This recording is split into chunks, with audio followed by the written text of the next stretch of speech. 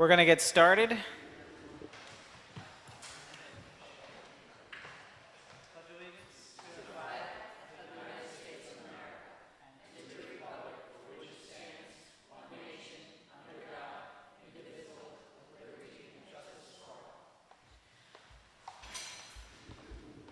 Thank everybody for coming out to our regular Board of Education meeting, September 22nd, 2016.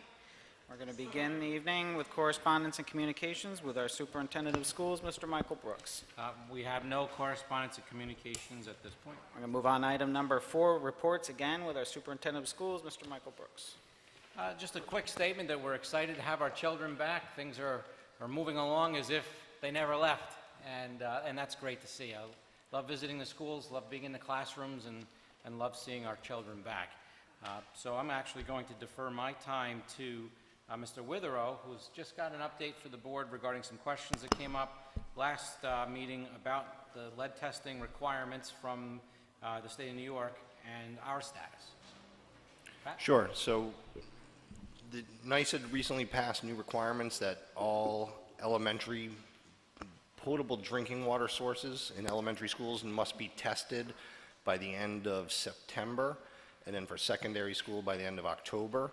We do have Orange Ulster BOCES risk management personnel will be in the district Friday morning to sample the elementary school, and what they need to sample is every source that's a possible drinking water source for children. There's certain remedies. They expect a 10 to 15% average failure rate on these tests. And depending on where the failure occurs would depend on the remediation that needs to take place. You know, if the failure's in a bathroom sink, for instance, where you'd wash your hands, you could possibly just put a sign over that, you know, this water is not for drinking, non-potable water. But if it's a drinking water fountain or someplace where kids are likely to drink from, then, you know, we'd have to look at other possible methods, either filters or, you know, trying to identify the source. You know, we did do testing already previously in the year. It was a more random sampling, but a fairly representative sampling, and we didn't experience any issues at the elementary school. So we have our fingers crossed. You know, we should get that report back. The time has increased somewhat because, as you can imagine, they're testing every school in Orange County. They've got the people actually start at 4 o'clock in the morning because of the requirements on how long the water has to sit and when the tests have to be taken prior to being disturbance in the system. But we do expect that to be completed on Friday, and once we get the results, we'll, you know, definitely update the board and figure out what we need to do to remediate any problems that do exist. Any questions? Any questions from the board regarding lead testing? Anything? Thank you. Just to make a clear point too, we had gotten ahead of the curve last school year as we started to see some of the headlines around the nation regarding this matter. So we enlisted BOCES risk management to do some sampling for us. The new regulations and laws require much more comprehensive, so we're just going to catch up to where the new law requires it. But we did get ahead of the curve and feel pretty comfortable with that, but are interested and anxious to see what the full results are. And we are also looking into the funding element of it too. There's a mechanism to be able to recoup some aid on the costs for this testing, so we'll be taking advantage of that. I know Frank at the last meeting inquired about back aid for the testing we already did. Is that something we're looking into? That I don't have an answer for that yet. Okay. Possibility though, because the law actually goes back to January 2015, so Orange Ulster BOCES is going to work for us to get that reimbursement. They're not sure they can, but they backdated that law to include that period of time, so it's a possibility, and they said they were going to work to get us that recuperation. Great. Any other questions? We're going to move on to Orange County School Boards with our rep, Ms. Joanne Reed. Good evening. At the last meeting, we had discussed going to the Capitol Conference and the delegate in the meetings, the proposals, the resolution book, to see if all of you have got it, a copy of it. We also had an update on school safety issues. And the other thing we had discussed was the Mid-Hudson Study Council, which I believe we joined. Yes? Yes. Yes, okay. Yes, we are a member of the Mid-Hudson School Study Council. And how they could help us. That was basically what we had discussed. A significant focus this year of the Mid-Hudson School Study Council will be advocating for and researching staff shortages, especially in some teacher areas that are plaguing the state at this point because of the way that the New York State Education Department can't keep up with applications and certifying college programs. So colleges are falling behind because they can't enroll students because they don't have approved programs, and that's trickling into certification gaps for some areas. So Mid-Hudson School Study Council is going to take that on from an advocacy perspective too, so that's very helpful. They also do classes and support for the school districts. So that was a nice update on that. And that was it. Joanne, what were the school safety issues that were identified by the board? I have them here. Okay. One was the new requirements for district-wide study plans. Must now address the threats of the students, the actions.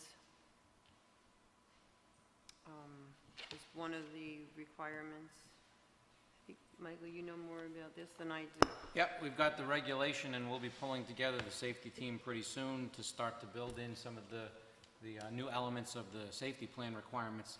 The most notable one is a requirement to do more lockdown drills, similar to what we do for fire drills, but there's also a CO2 component that's going to have to be folded into this as well. So we're in the process of deciphering all of the new elements to that, and we'll incorporate it into our building and our district-wide safety plans. Yeah, one of the conflicts there is there's actually said you could do less fire drills because you have to add these, except that what they pass for regulations is in conflict with the building code from the state fire, so there's competing legislation right now.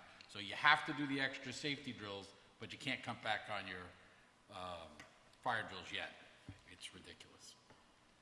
Especially when you get to the middle school and high school level, because by that point, they've done them so often, cutting back on 1 or 2 fire drills. A lot more people have been killed in shooter incidents and fires in schools. Any other questions for Orange County School Boards? We'll move on to Ulster County School Boards with our rep, Mr. Frank Milazzo. The first meeting for the year is until October 6th. Happens to be a conflict, so I may be a couple minutes late, or depending on the agenda, we'll just get it from the minutes. They tried to move it around, but there's a conflict that night. I'm planning on being there, so it should be okay. It's on my schedule right now. We have a school board meeting. Oh, that's right. That was the conflict. Maybe I was looking at my November calendar. I'm not going to be at that one. Neither am I. I didn't have a conflict. We have a conflict with the board meeting, so, but there's nothing at this time. All right, we're going to move on to our student representative, Ms. Kolpinski. Hi, good evening. The month of September has been an enjoyable time starting off the new school year. So far, it looks like we've been off to a great start, and everyone has been proactive in this elastic department. The English department sponsored a college essay application form, which was a great success. At least 70 students showed up for both the junior and senior classes. Also, a program called Link Grew has been brought back after 4 years of being shut down. This program allows for freshmen to become acclimated with the school with the help of junior and senior leaders. Another academic event that took place was the Science Department's Nature Scavenger Hunt with Mrs. Schlakler. Unfortunately, mock trial may not have enough members this year to remain a club and go to competition, so they're currently trying to recruit members.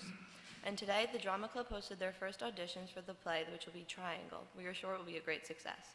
Not only has there been scholastic events, but our sport programs have been doing very well. Our football team has a game coming up this Saturday against Rag Hook, and we hope to have another win under our belt. In addition, the girls' tennis team and boys' golf team have both started off their season strong. The girls' soccer team left Walkill with the win yesterday, and we hope the boys' soccer team will do the same tonight. We are looking forward to what will come the following months of school. Thank you. Thank you. We're going to move on to item number 5, Public comment on this evening's agenda items. If you have a question, we ask that you please approach the podium, speak into the microphone, state your name and town, and address the Board of Education. Any questions for the board tonight? Mark? Thank you for being patient with the microphone. I just wanted to ask a little bit about the testing of the lead. Do you know how many spots were spotted in the first place? Larry? How many locations were found to have the lead? Was there none? On the initial testing, there were no positive. We tested 12 sites when we tested back in June. Wasn't there one or two sites? Yeah, one- Different building. Hang on. When we did the testing, the sampling testing back in the spring, and I can get you the letter too. Okay. That I sent out, there were 2 spots in the district that had come back with higher than acceptable levels. One was at the high school and one was at the middle school. At the middle school, it was 4 sinks in one space. In a bathroom? What? In a bathroom? No, in the home economics Oh, room, okay. the former home economics Okay. room. It's a classroom. Right. We remediated that by replacing the faucets, because it came back that it was the faucets. Okay. We're still trying to figure out one. Which- So we have that shut down in the middle school. In the middle One school? sink. We still have that shut down. We're still trying to figure out why that one is coming back with Okay. some odd readings. Do you So know that's what? still a work in progress. Do you know what the parts per billion threshold is? I don't, but we can get that number for you. The threshold's 15. Wait, just Parts. say, okay, hang on. The high school had a spigot that was a lead fixture that was just used for filling buckets. So we changed that spigot, and now it's fine. As far as the specifics regarding the testing, we can get you those results tomorrow. Okay. if you want. And do you have costs yet to date? The testing is cost? I don't have the cost yet. I mean, they were like $10, $9 a sample, I think. And we did, $12. Okay. But I mean, we could get that. Okay. I just don't have it off the top of my head. Okay, thanks. Sure. But we have the results documents that, would be foilable. So Yeah, we have the results for each point that was sampled previously. We should be able to, yeah. Sure.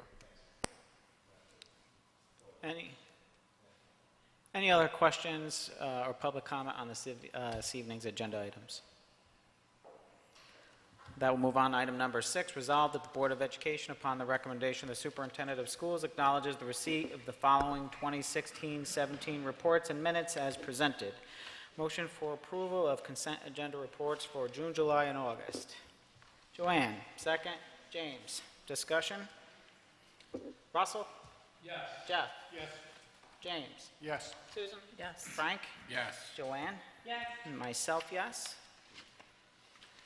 There is a amendment for item number 7, which if you go to the first page of the personnel agenda to substitutes, under registered nurse substitute, Burke, Roberta, the effective date had to be moved to the 21st because of an immediate need. So if I could get a motion to amend the agenda to read September 21st for Roberta Burke.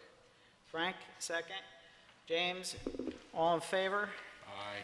Any opposed? We'll amend the agenda to read September 21st for Roberta Burke. With that, can I get a motion for approval of the amended personnel, resolve the Board of Education upon the recommendation of the Superintendent of Schools approves the following personnel recommendations as amended. Motion for approval, Frank. Second, Jeff. Any discussion? I have a couple of questions. Go ahead. I see we're going to create a position for a special ed teacher, special ed teacher .4, and a school psychologist.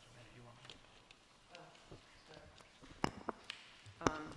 So, my question is, it says elementary school. We're creating a new position for a classroom. Is it a new classroom?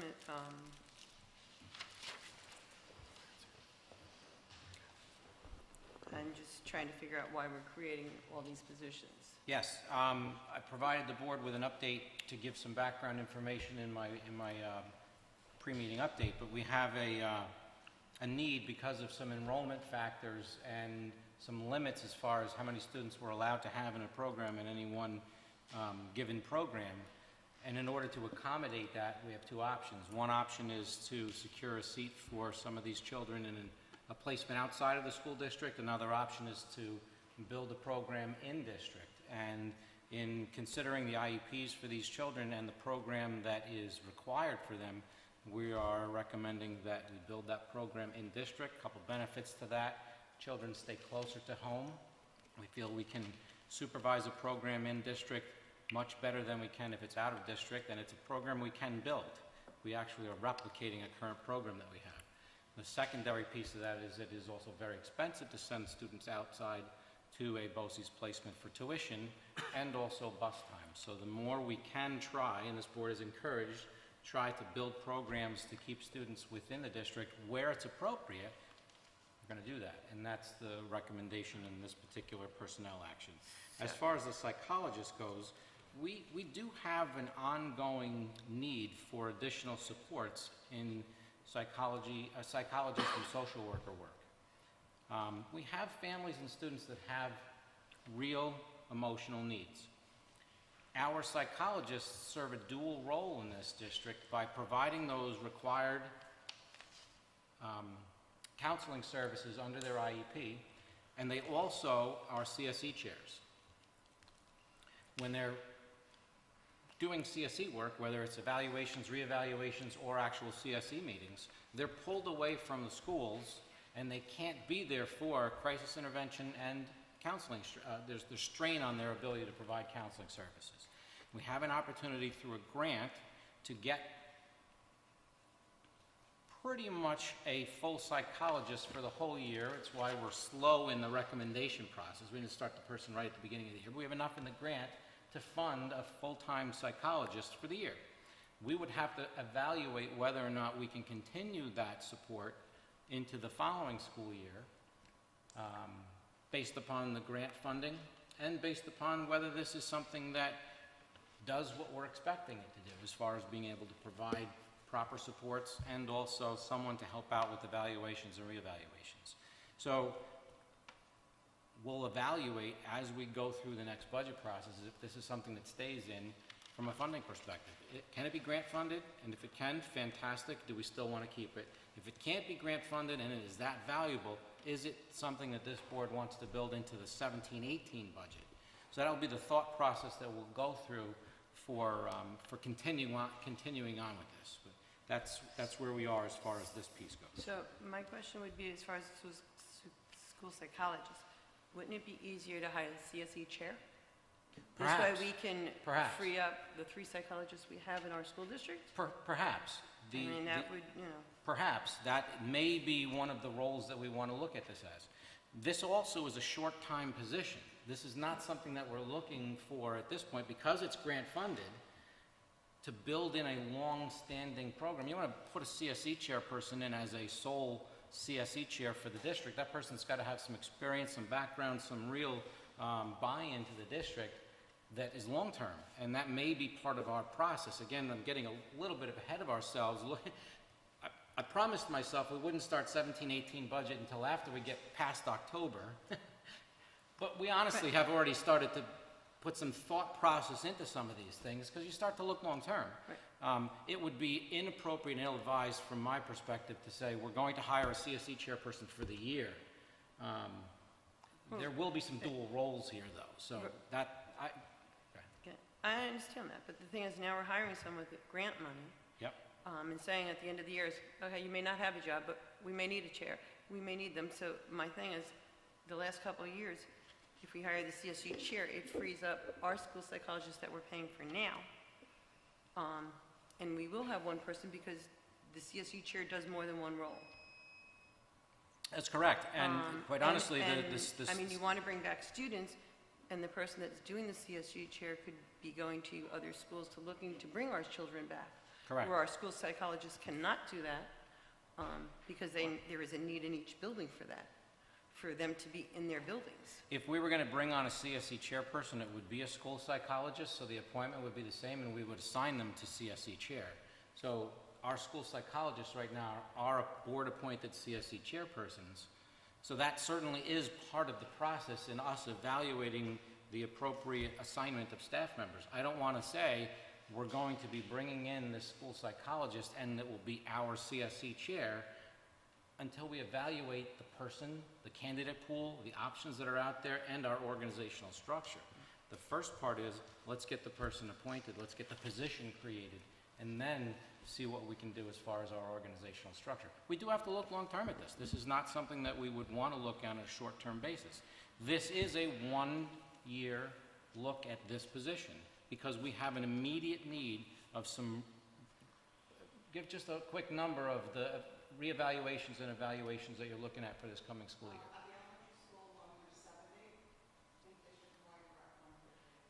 And that's a lot of time. They take a lot of time for those pieces. So this is really going to be a pressure release for our existing staff so that they continue the supports that they have in the schools and also can provide the counseling service that's required under IEP. So I'm a little confused. If we have that many children that need retesting, and then we're going to hire them to try to do counseling and then try to do a CSE being a chair, No, we're not going to be hiring them to do counseling. We're going to be hiring them primarily to... Will solely do re-evals, initial evals, and out-of-district evals. We're not planning on having that person do any counseling. It's for the evaluation purposes only. Okay, so, The regular psychologist can remain in the building and support the building. so Is this a New York I'm State? kind of confused because now I'm getting confused because now you're saying the school psychologist is the CSE chair, correct? We have And three... they're- Wait, let me answer the question. We have 3 school psychologists that are all board-appointed as CSE chairs. Correct. So they're not testing now? Because that was part of their... They can, absolutely, yeah. Are they testing? Absolutely. All right. And the other question is when we were talking about the special ed class, the new class that you want, what grade level is it and how many kids are going in that class? It will be a 2-4 class, 2, 3, 4. 2, 3, 4? grades 2, 3, and 4. And, I have 4 students that need to be in that class, which will put the other 2 at 12, and then I can alleviate 1 or 2 from each other class. So I'm looking at creating a class of 8 and then 2 10s. okay, because, I mean, I know through the years we've done variance for 4 students to hire a new teacher, which will be over $100,000 plus benefits, and then hiring a TA that's going to have to go in that class, and then maybe if you need another aide. And I understand that we're trying to save money in the district by not sending them to BOCES. But my thing would be, until we get the class actually filled, wouldn't it be easier to go get the variance to put them in the other class and divide them into the 3 classes we have now? We can't get a variance, right? Variance for that many students. You can get a variance for 1, possibly 2. I will not get a variance for a 12-1-1. No, well, right now you said you only had 4 students. So until you get the other, what I'm saying is if it's supposed to be a 12-1-1, if we're going to hire a teacher for only 4 students. No, Joanne, it's a variance. Our current program has 12 students in it. Correct. Add the 4 on, that's 16. We can't get a variance for The that. variance does do, because if you divide it between 2 and 2, the state does allow up to, I believe, 6 per class on the variance, or 4 per class. You So wanna give- until we, Yeah. my question is, until we get the other students in place, Yeah, When we bring these 4 students, if we place them in our current programs, we will be over compliance and not get a variance for it, so we will have to send them to a BOCES placement. Am I correct? So we would prefer to build the program in-house by hiring a staff member, keep the kids local, so we don't send them out to a program outside a district. That's the recommendation. I have a question. Is this specific school psychologist, is this a New York State Education Department grant? Or is it a Health Department It's a grant? federal grant. It's a federal grant, okay. So is it specific? Is this like an initiative that is being conducted? Now, Okay, so it's just a broad spectrum grant where this position can apply? correct. There's a wide variety of options that we could use to spend the money for. As we looked at our system with all these initials, reevals, and out of districts, it's just a natural connection for us and not hit our budget. So it's something we already have, or it's something we've recently applied for and have gotten? We have approval for it. Okay, Or so, anticipate approval for it. We got approval for it. okay. So have we looked at the history of this specific grant as far as other districts? Have they been able to be rewarded with the grant again in following years? It's pretty consistent. The amount of money you get varies, and then you can create various ways to spend your money. The grant is approved based on how you allocate your funds. Right. Quite honestly, the bigger piece of this, and Roseanne and I have had a lot of talks around this concept of the CSE chair, the bigger piece is we're kind of on the cusp as far as the size of this district and the population of special education children that we have. Can we sustain, and should we sustain, a person to just be the CSE chair, or is that a little too extravagant? We're right on the cusp. Extravagant is not the right word, but you know, we're able to manage what we have. But especially at the elementary school, we're feeling strains with the counseling and crisis elements that are put on our psychologist and our social worker there. This is going to be helpful for us to evaluate, is this a good direction for us to go in to better service children? It really is an opportunity to look at it for this 1 year as a snapshot. The reality is that the money is pretty consistent year to year. How we use it varies. So our evaluation to decide, is this a proper use going forward? Because it does vary. It could drop by 5% next year, which knocks out a substantial portion of this flex money that we can't do it. Just can't sustain it through the grant. So my question would be, the two special education teachers, we need to do to be in compliance, correct? That is correct. Okay. It's a So .4 that- and a 1.0, so. That's all that matters. Full-time We and a need to do part-time. them to be in compliance. And then second would be, in you and your staff's professional opinion, this is the best way to go at the current time. Yes, partially yes, and definitely yes. The partially yes regarding compliance, there's two ways to approach compliance, really meeting the needs of the IEP requirement. One is to send out, one is to keep in. We are recommending to keep that in. So what you see here is the recommendation based upon our analysis of the children and our ability to deliver a program. You're the professionals, I like that idea. I also have a question, because you're saying that we can't, it's for 4 students, there's no variance for these classrooms, correct? There's no variances at all for these You can classrooms? get a variance. Again,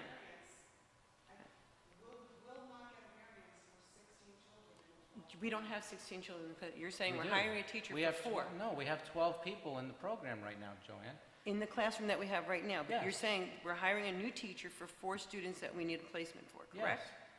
Yes. So my question was, can't we get the variance for the 4 students to go into each one of the classrooms right now? No. Until we bring back the We others can't. to get 6, so we're opening a brand-new classroom, paying a teacher $100,000 for 4 students. For 8 students.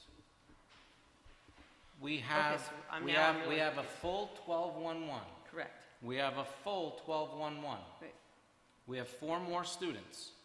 We're going to put those 4 students, or some combination of 4 students, into that new class, plus take 2 from the 12s to make a 10, 8, and a 10. So we're no longer doing 12-1-1s. We have 12-1-1s. That's the Not max if you're that you moving can them go to. around, then we're back to 8-1-1-1.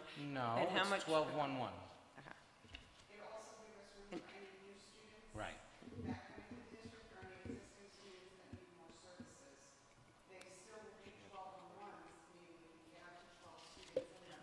You could run it with 8, 9, or 10, and have it 12. Right. Right. And how much support is in the other classrooms? For the support, in other words, you have a TA in there? Are there any aides in there, or in the classrooms that we have now, two to four? There are, one, two, three students that need one-on-one needs in our current self-contained classrooms. So you have three And the students at 12-1-1, one-to-one so plus the everybody TA. understands, it's 12 students, one teacher, one teaching assistant. You notice on the agenda, we have one teacher that we're adding. The teaching assistant, we're taking from an existing program and consolidating so that we can appropriately use our staff allocations, as opposed to hiring an additional teaching assistant. And four to five? Is how many support is in that classroom? In the 3, 4, 5? No, you have 4 and 5 on, not the new classroom. We have a class that says 2 to 4 and then fourth grade and fifth grade. There's a K2, a 2, 4, And I got the wrong information. Okay. It's just I'm just- 3 is just wrong. So now it's K to 2, and then it's 3 and 4, or? 2, 4, and a 3, 5. There are currently no third graders in the 3, 5, but it's a 3, 5 group. And so in that classroom, there's one teacher and a TA. That's it in that classroom. They're 12-1-1s, and then any students that require via IEP a 1-to-1 get a 1-to-1 aid. But they're 12-1-1 classrooms. 12 students, we can have up to 12. One teacher, one teaching assistant.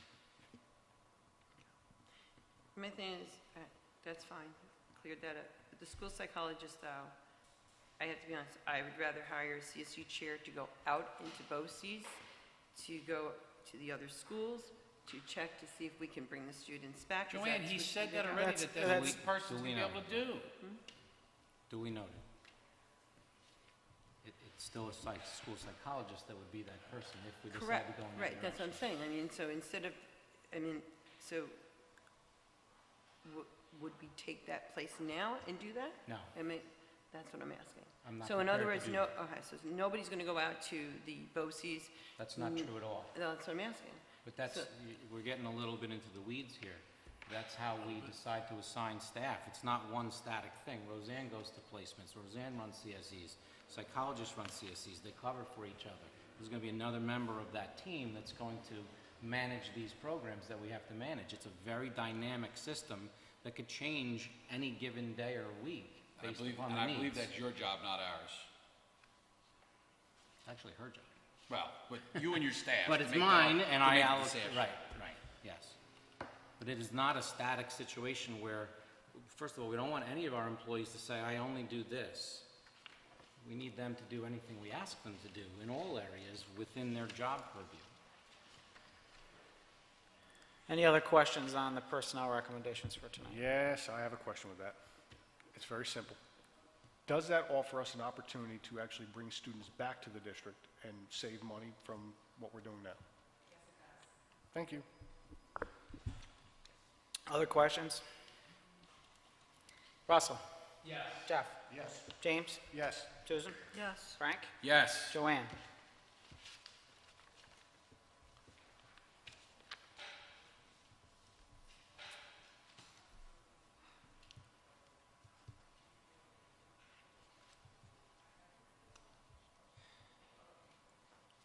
Joanne? Yeah, I'm just very torn right now about this. Can abstain. Because it just, I'll go yes. Myself, for right yes. Item number 8, resolve the Board of Education upon the recommendation of the Superintendent of Schools acknowledges the receipt of the CSE CPSE recommendation meeting as listed below for 8/11/16 and 8/30/16. Motion for approval of CSE CPSE recommendations. James, second. Frank, discussion? Russell? Yes. Jeff? Yes. James? Yes. Susan? Yes. Frank? Yes. Joanne? Yes. Myself, yes.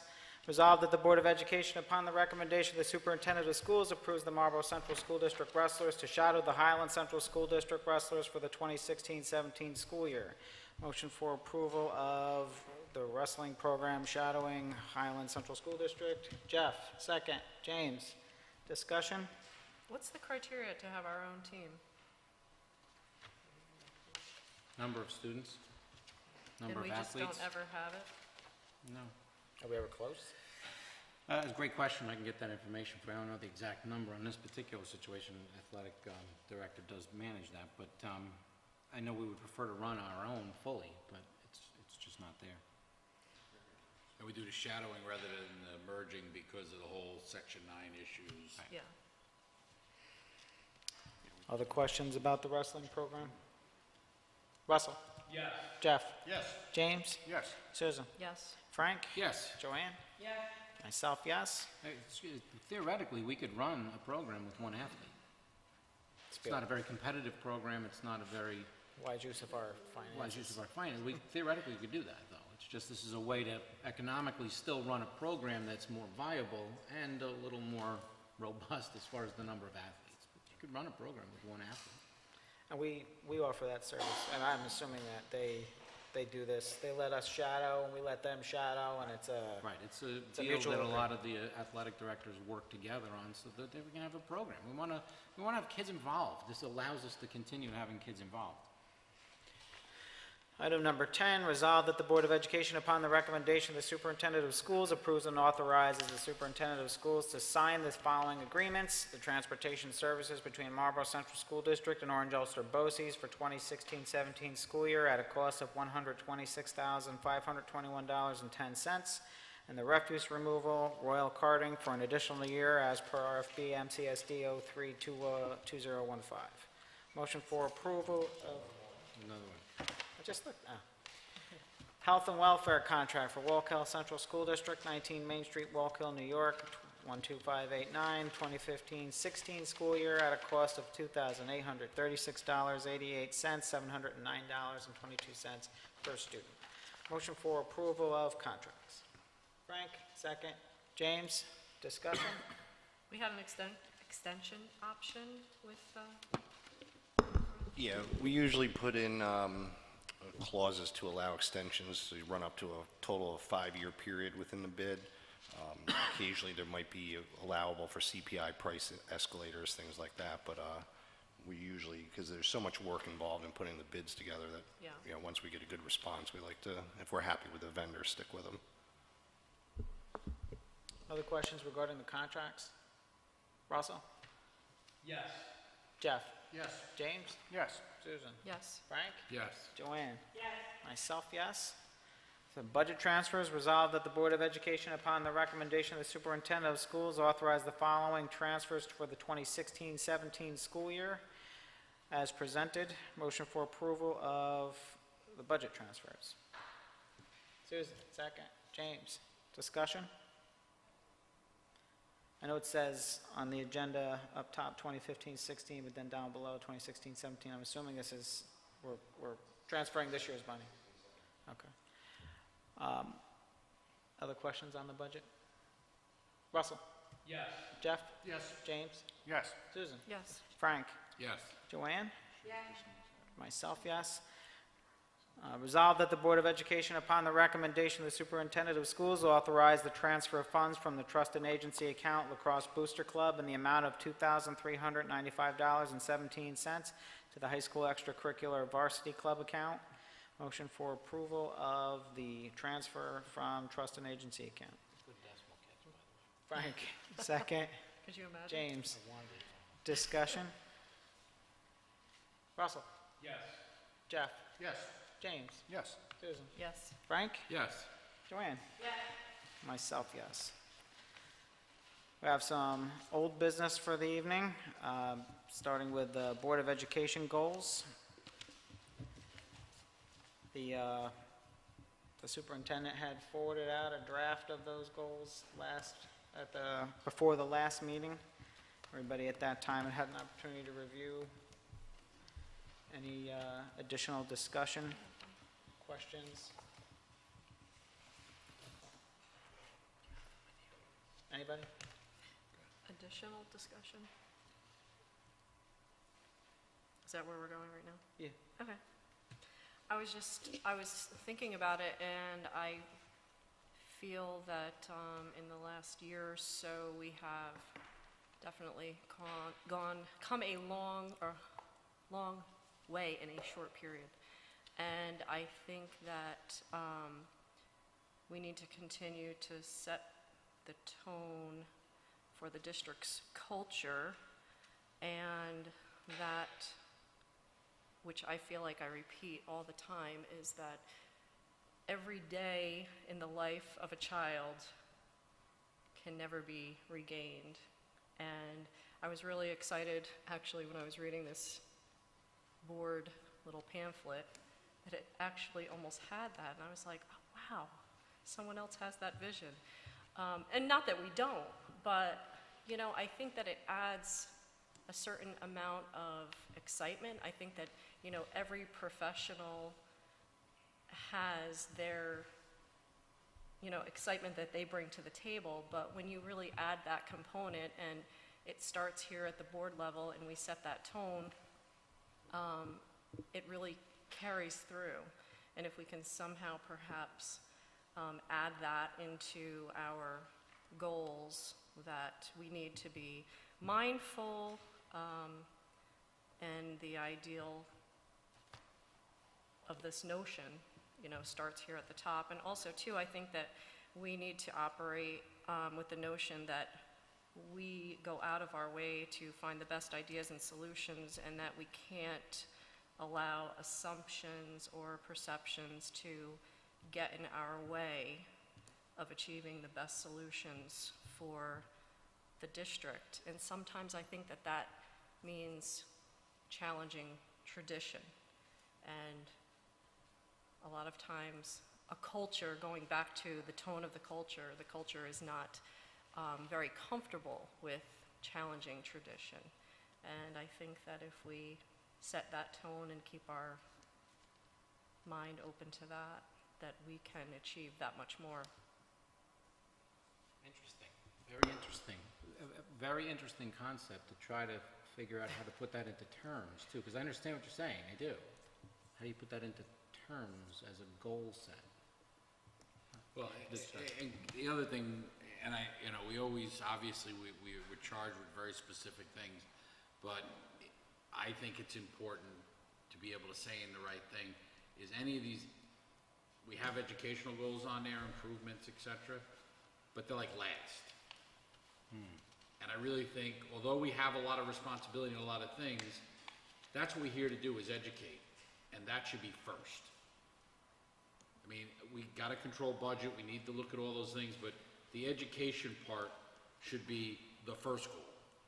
And then all of the other things that are really important come right behind that. Just so there's no, they're still all there, it's just where they are, I think is symbolic and actually helps set that tone. Yeah.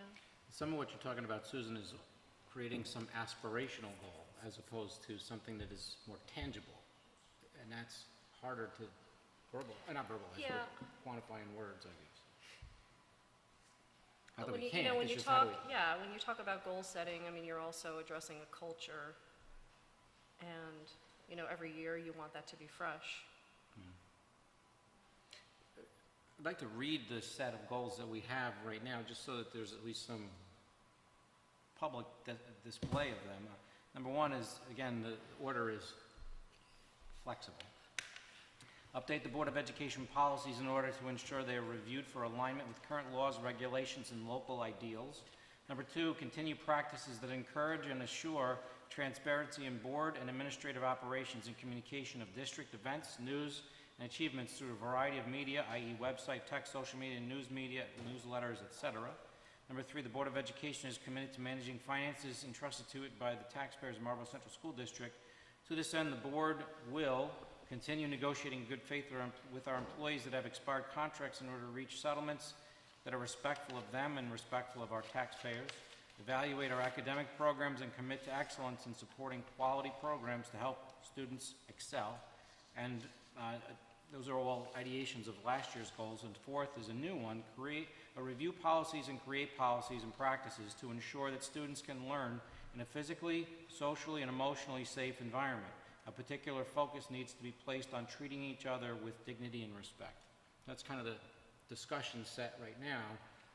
Certainly, the order can be adjusted. I appreciate the focus on academics as being a primary, because it is. It's our primary goal. You look at even our board policy set, and initially, right away, it talks about students and instruction and learning being the primary purpose of this body. So, you're right. Might also add that item 4, discussing the environment that students are able to learn in, might also be extended among staff members as well, so that staff members can feel comfortable working together and working together as colleagues.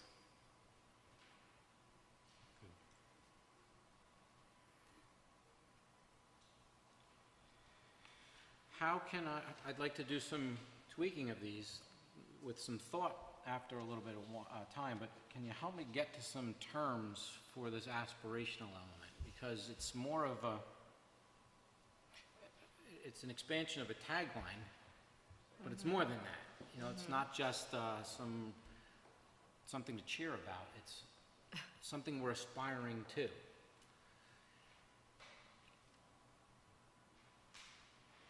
Pursuit of excellence is certainly a great tagline. I mean, that is something that we have had in place for some time, pursuit of excellence. Is that? I don't think that's it on its own. I think everybody that ever laid out a goal said that. I think there's more to it.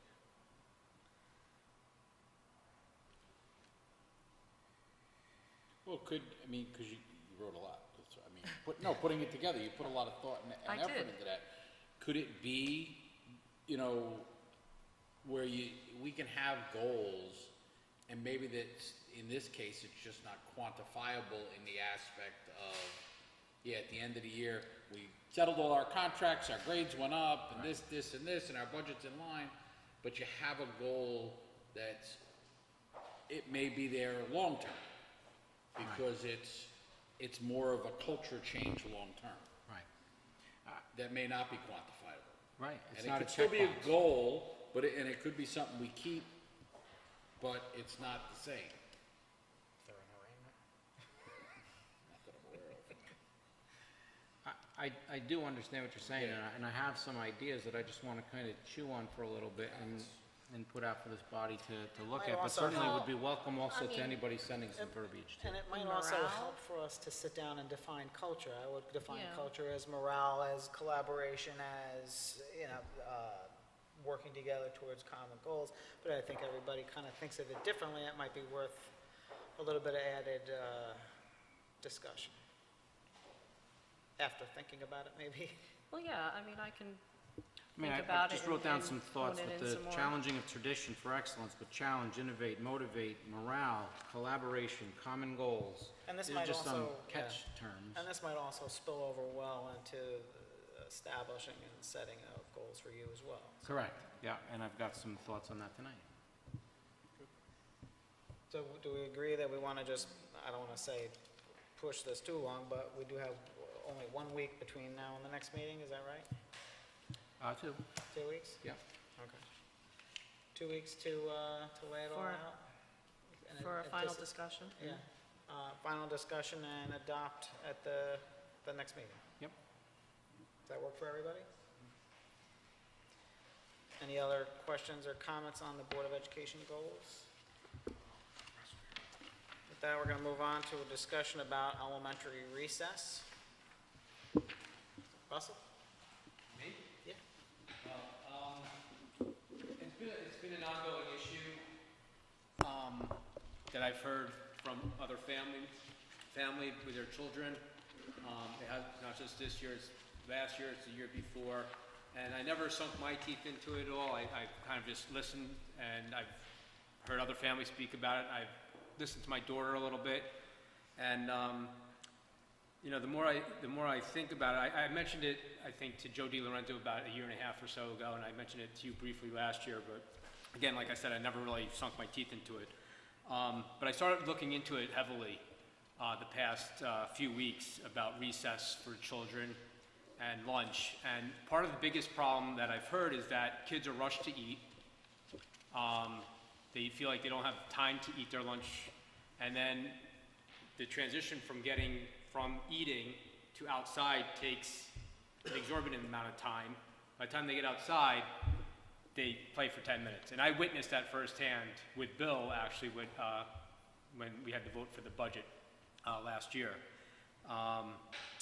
And the kids were literally outside for 12 minutes. And it's alarming that these kids, 5, 6, 7, 8, 9, 10 years old, are sitting through class and taking lessons and the pressures of academics and so forth and the rigor and so forth.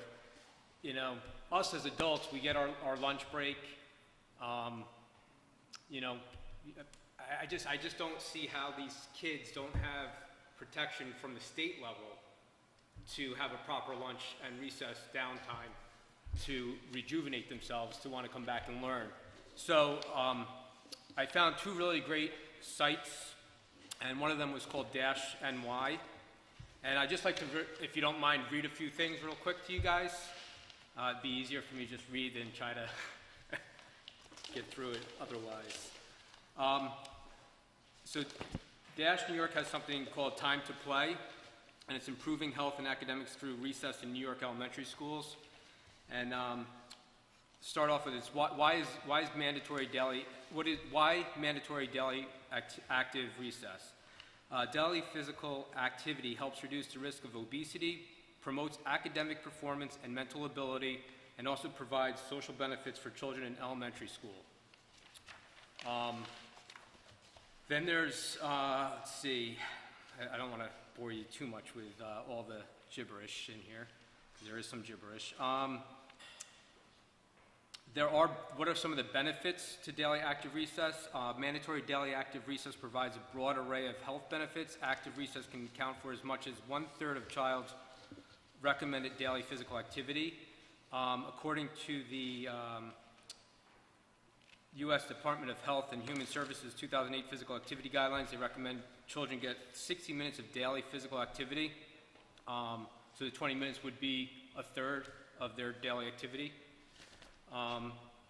Regular activity also promotes improved academic performance and cognitive skills. Research has demonstrated that improved physical fitness is associated with better performance on standardized tests and higher grades. Recess can also provide psychosocial benefits to students.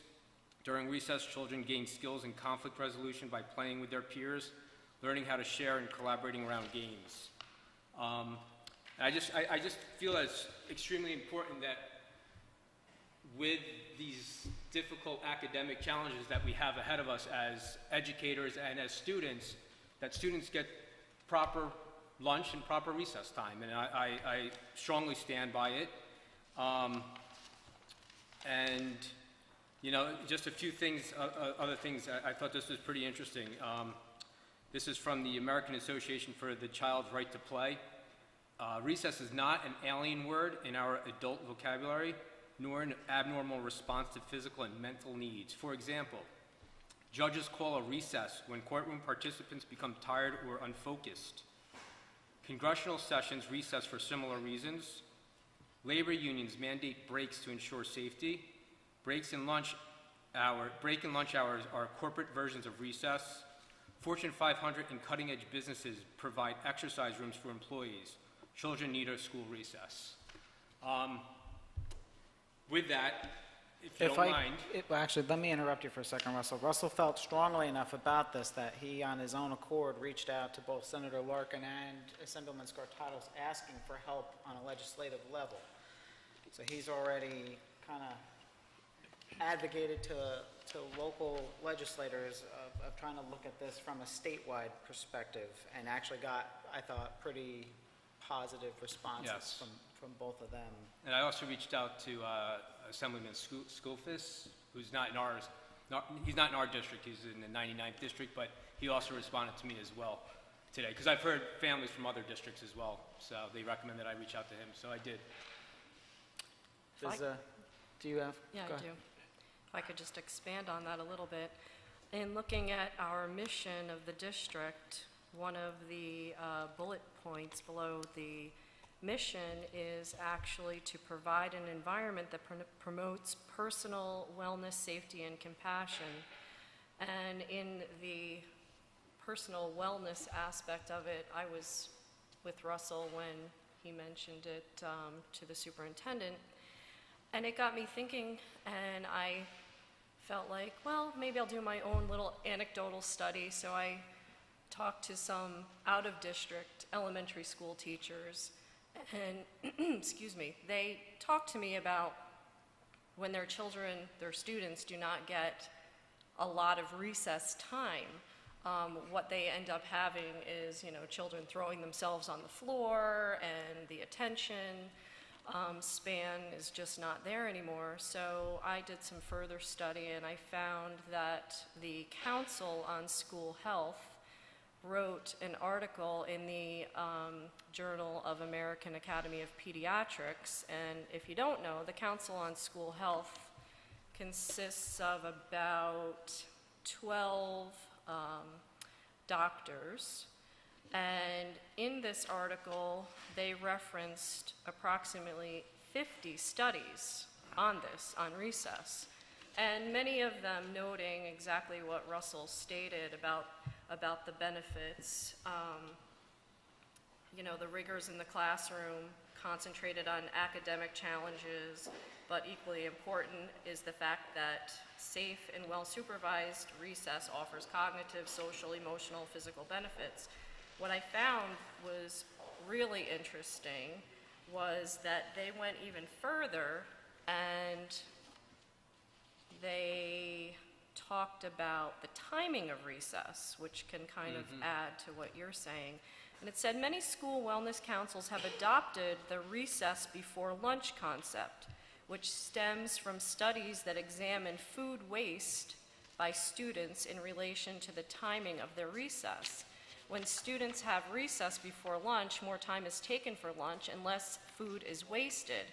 In addition, teachers and researchers noted an improvement in the student behavior at mealtime, which carried into the classroom in the afternoon. And I got thinking further about that, and it would kind of make sense that if kids are going right from the classroom outside, playing and getting all of that energy off, then they have downtime, opposed to the opposite that we've probably been doing for years. Can I just jump in real quick, Susan? I just want to read something. There's an implementation example that is in Nevada. It's a state law. 30 minutes of daily physical activity for K through 5 requires lunch to be after the midday recess, which goes in hand with what Susan said. And that's a state law in Nevada for all schools, K through 5. So I'll make a copy if anyone, this is a very, very interesting article. You want us to scan it and send it out? Yeah, that would be great. Just trying to think if there's anything that, the Centers for Disease Control and Prevention define recess as, another thing too that seemed to be happening is that recess is either being substituted with academic learning, or recess is being taken away as a result of a punishment. And they were saying that that is completely detrimental to the child, and that, let me see here. There's so much I can give you, but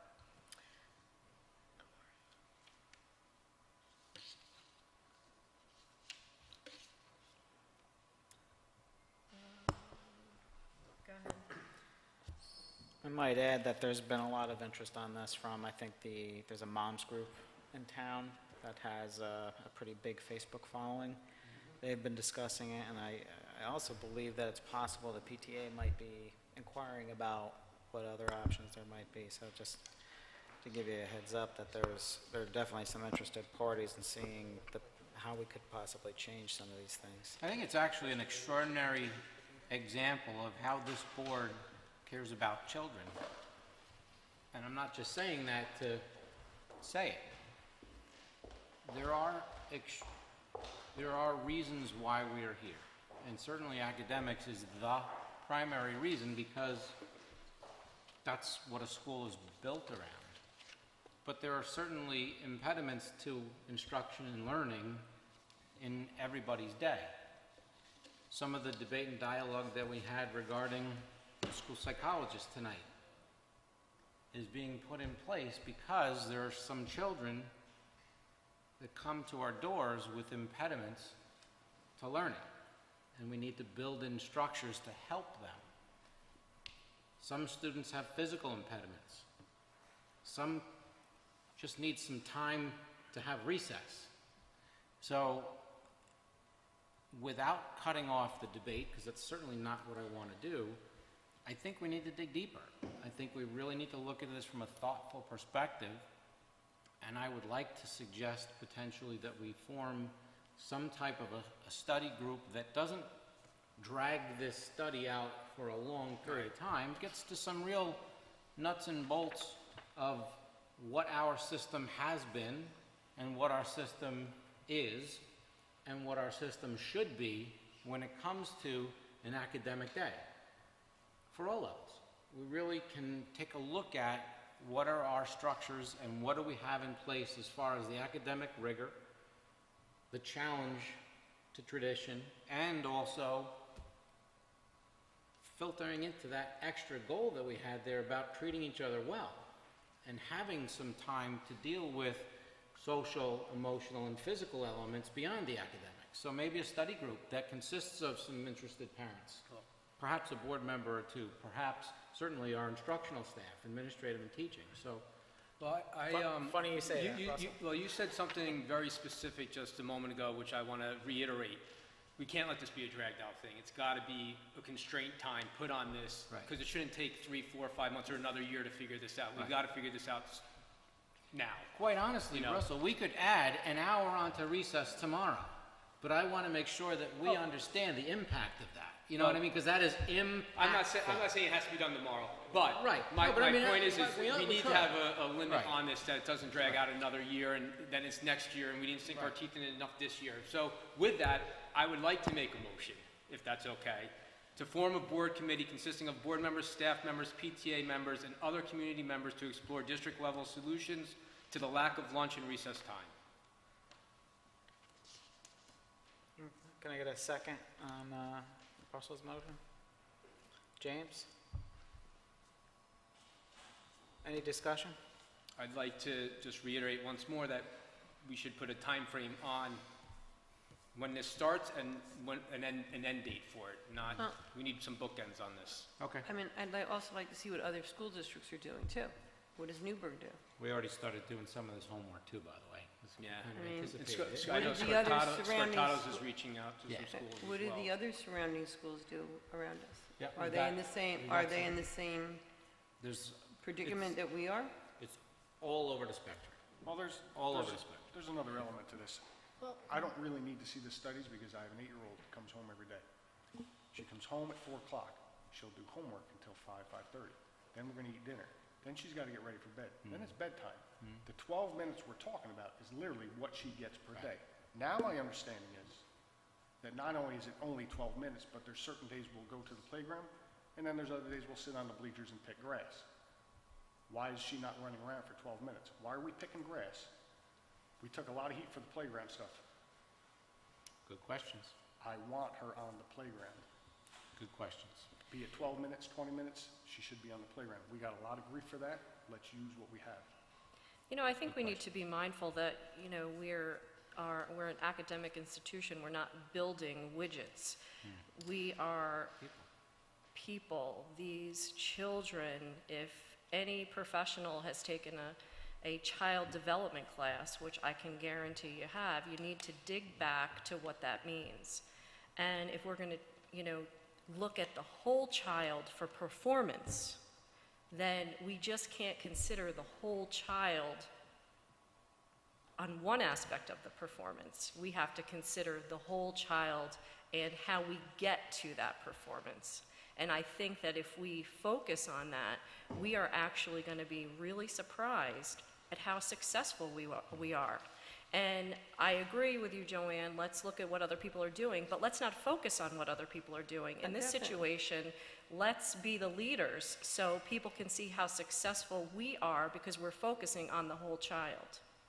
And I understand that. My other thing is, has anyone gone down to the elementary school to watch this for a week? I've been in the elementary cafeterias as recently as today, both cafeterias. I'm in the well, first of all, our principal and assistant principal are in there every day, but I go in and we do walkthroughs 2 or 3 times a week as we walk through and watch. I've spent some time out on the playground with some of the children too. I know Mrs. Heck does. There was an opportunity for her to even wash some tables the other day. So, yes, we are in there. But that would be the purpose of the study group, is to really focus on specific questions that this group can be developing. So look at the whole day. Let's look at the whole day and see really what we do between structured time and unstructured time, instructional time and non-instructional time. I think it's an important element. Well, my other question is, James just said that his daughter is sitting on the grass or the bleachers, or they're just sitting there not doing anything?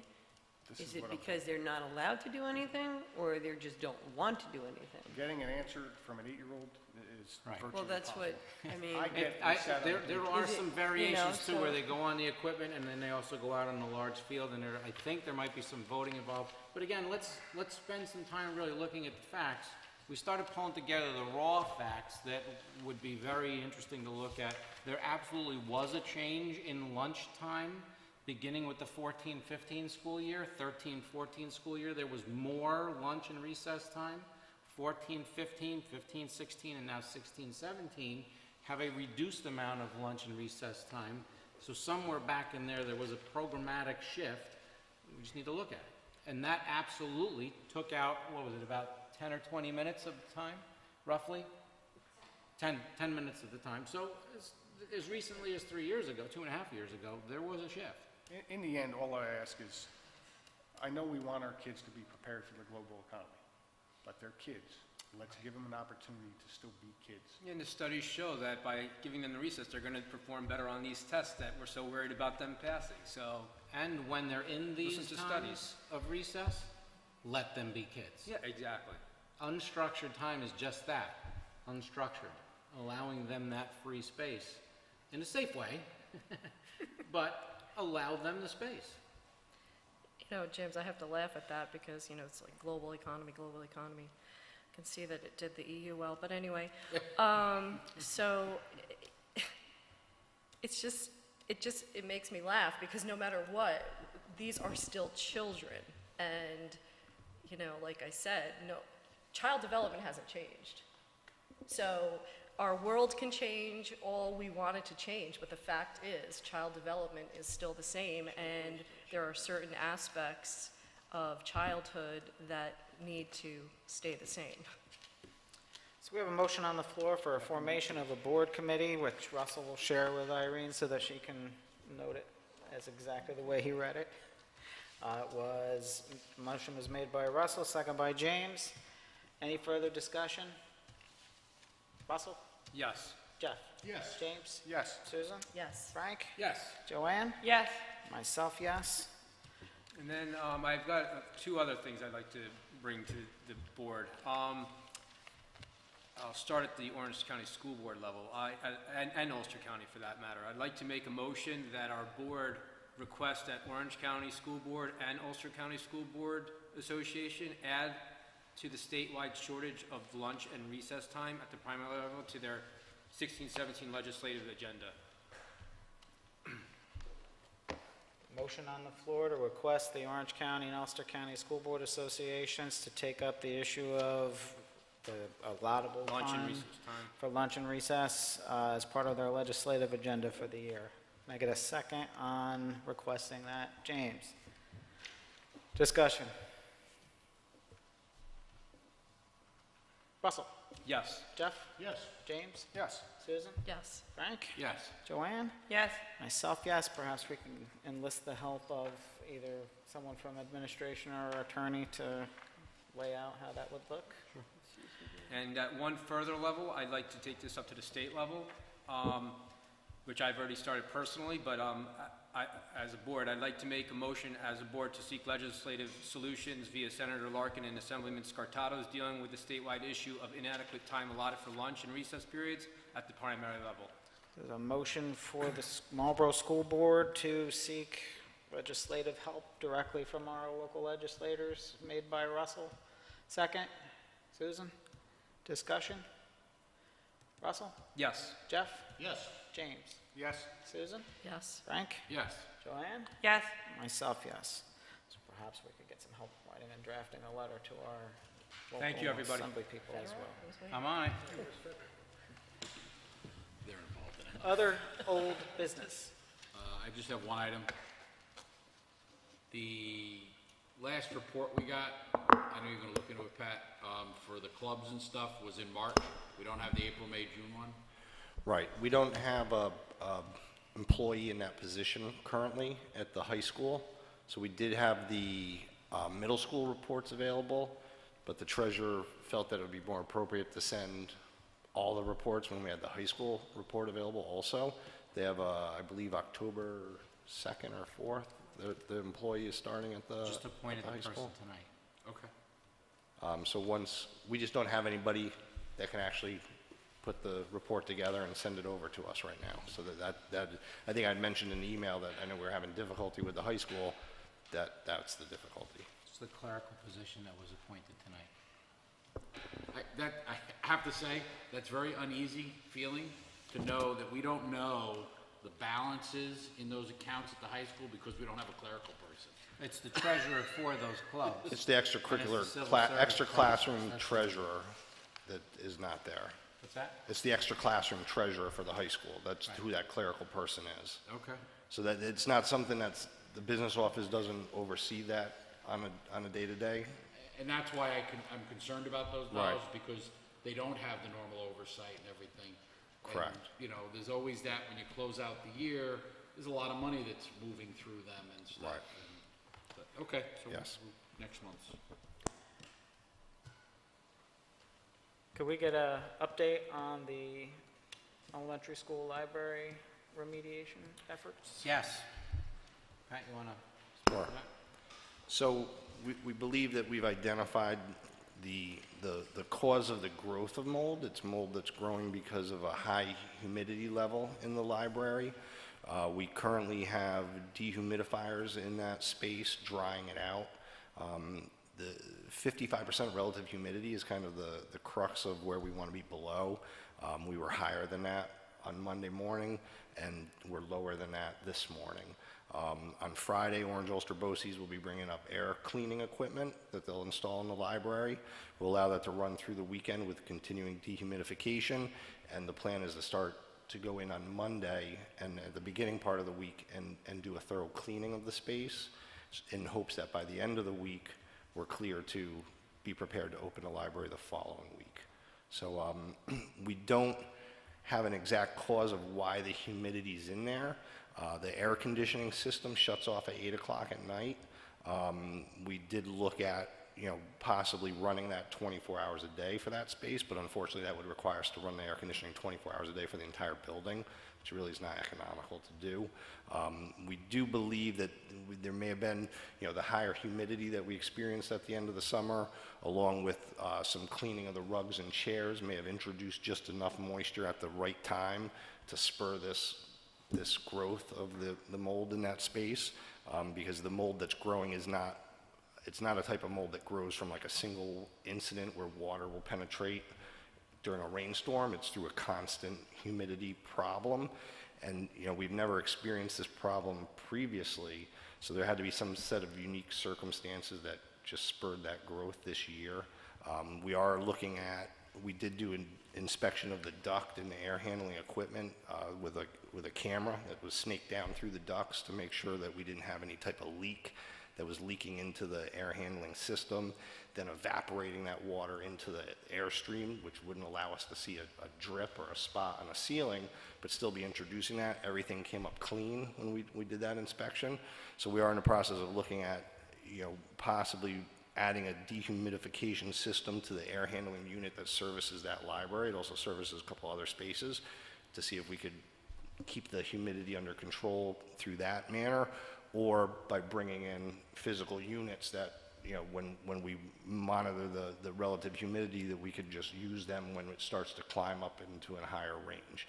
I mean, the good thing is we're entering in the fall as of today, and hopefully the humidity is going to die off in ambient temperature outside, which is going to help us. But we haven't been able to pinpoint the exact cause, but we did have Orange Ulster Bosse's people test the mold. We got the reports back on what type of mold it is, and that's where we're at. So we do expect that next week we'll begin cleaning, and by the week after that, we'll have kids back in that space. Questions?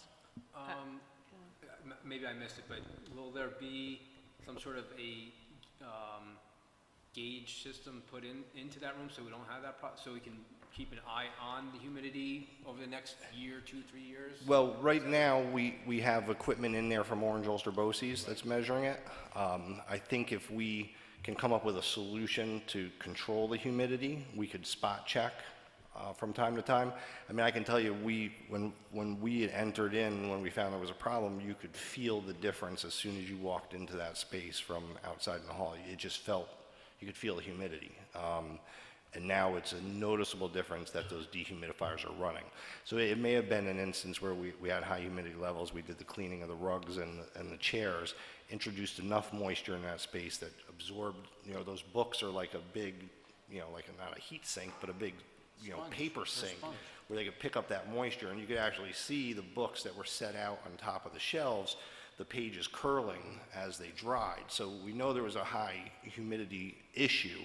I don't know that it's a persistent issue, you know. I think more of my question would be, so we don't run into the problem again, is there a way that we can periodically check it, have a device installed of some sort that we can once in a while check it? It's not. We could look at securing the same type of monitoring equipment that Bosse's has. I mean, we could use that in other areas district-wide, and we could, you know, initially do a spot check every day or every other day, and just to make sure that humidity stays below that 55%. So we could definitely look into that. Larry and Pat have been working on a short-term fix, which is what we're in right now, but then the next phase is the long-term fix. So that's going to be where we're entering into, okay, what is that? What does it look like so that we don't have to keep coming back to this? This was probably a self-inflicted wound. Humid summer, dry summer, not a lot of rain, very little evidence of any leaks from the roof. There's a little area in one spot that some of you saw in the library where there was some mold forming on a column that would suggest potentially a roof leak, but it hadn't rained for about 10 days. So there really hasn't been a lot of rain since the middle of August. So the amount of humidity that was in that room couldn't have been coming from the roof. So another area that it potentially could come from is groundwater. But it's so dry that it can't come from the ground in this point. So that's when we looked at this has got to be environmental.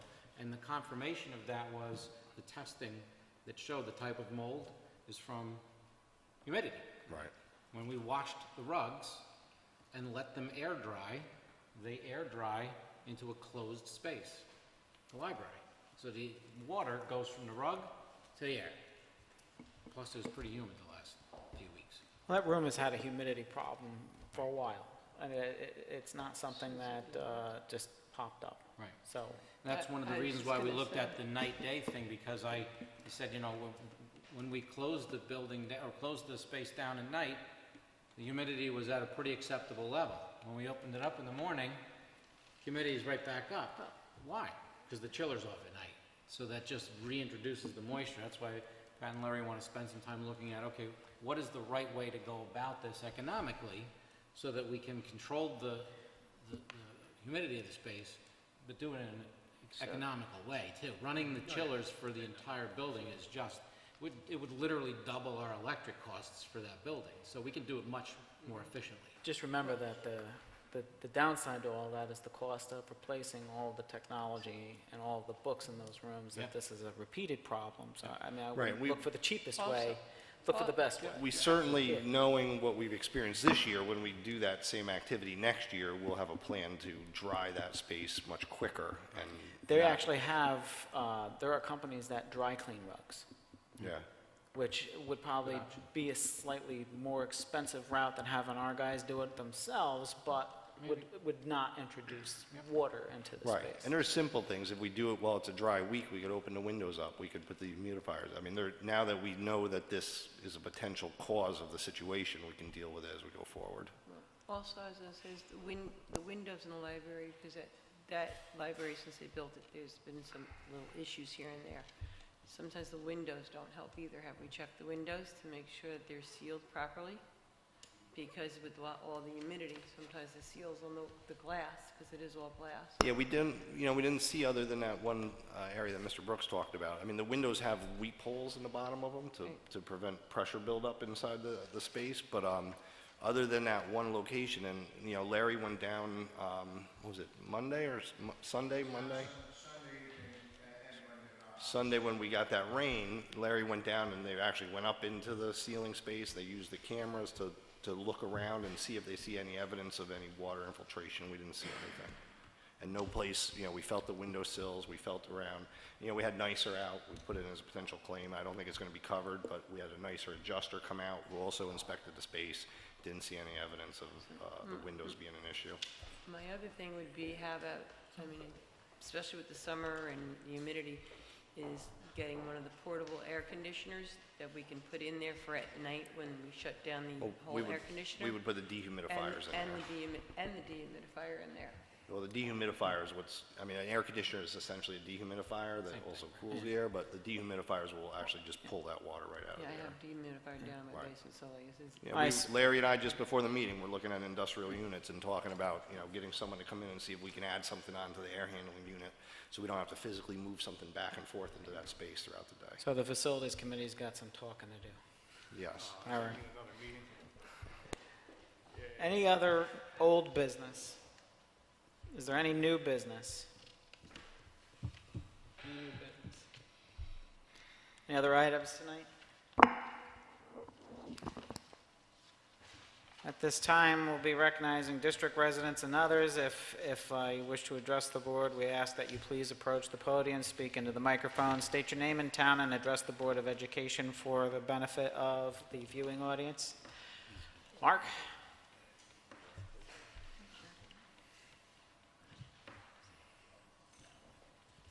I have one question on we did a story this week on the front page concerning Bayside, and I know that Judy Maley, your attorney, had contacted the town at length, and I wondered if the town has responded back to you guys, and are they keeping you in the loop as to what she requested? We're kind of deciphering some of the information that came out of the last town board meeting, but we're actively talking with the town and working with the town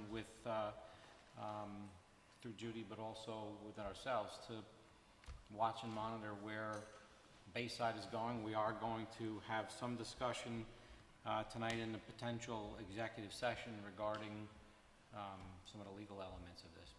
Right, because she had asked that Bayside redo their DEIS, whereas the town board voted to skip that stage and go right to final, Correct. which I know is not what you guys wanted. I'm sorry? It's not what you guys wanted, as far as I understand what Judy was talking about. Correct. So is that is that what you think you'll be talking about? It's an executive session item. Okay. I wanted to just ask you a little bit about the recess issue. What's the structure now that's in place in terms of, is it a number of minutes and in terms of lunch plus recess? In scheduled time. Right, what does that exist right now? In scheduled time, let me just turn to the page.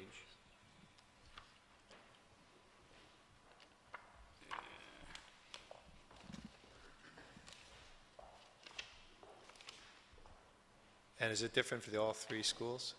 Yeah.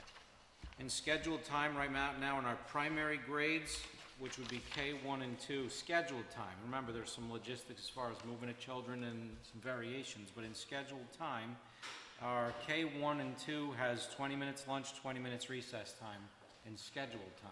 Okay, That includes travel time. okay. 3, 4, 5 has 20 and 20. So, did I get that math right, Robin? Yeah. Yeah, 20-20.